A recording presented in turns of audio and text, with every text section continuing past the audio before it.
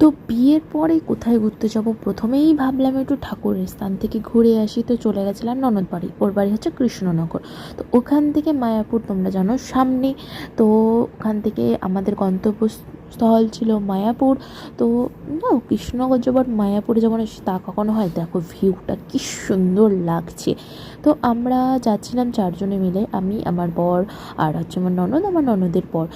কথা বলতে বলতে দেখো মায়াপুরে চলেও এসেছি, কি দারুণ লাগছে দেখছো। আমার তো খুবই ভালো লাগে, গেলেই মনটা ভালো হয়ে যায়।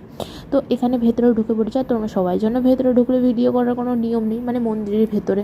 তো মন্দিরের ভেতরে তো আর ঢুকে তো তোমাদের দেখাতে পারবো না। তো তোমরা যারা যারা গেছো, যারা যারা মায়াপুর ঘুরেছো, তারা খুবই ভালো। দেখো এখানে মানে তুলসী পাতা তুলছিল নাকি ফুল তুলছিল জানো। তো এখানে আমরা ঢুকেছিলাম পেছন দিয়ে, যেহেতু আমরা গাড়ি নিয়ে গেছিলাম, তো পেছনে রাখা জায়গা আছে, তো সেখান দিয়ে ঢুকেছিলাম। তো ওরা দুজন গেছিলো গাড়ি রাখতে, গাড়িটা রেখেও চলে এসেছে, আর আমরা এখানে দাঁড়িয়ে রয়েছি, আর আমি একটু পোজ দিচ্ছিলাম দেখো। তারপরে হচ্ছে মন্দিরটায় ঢুকলাম। তো আমরা ঢুকে একটু কীর্তন দেখে তারপরে বেরোচ্ছি। দেখো এখানে একটা কচ্ছপ দেখতে পেলাম জলের মধ্যে। তারপরে ওখান থেকে বেরিয়ে এসে খুব খিদে পেয়ে গেছিলো, একটু খাওয়া দাওয়া করলাম। নিয়েছিলাম পাস্তা আর চাউমিন, এটা কিন্তু ভেজ, নন ভেজ না। খাওয়া দাওয়া কিন্তু ভালোই ছিল। খাওয়া দাওয়া করে তারপর বেরিয়ে পড়লাম। নেক্সট ভিডিওতে দেখা হচ্ছে, টাটা।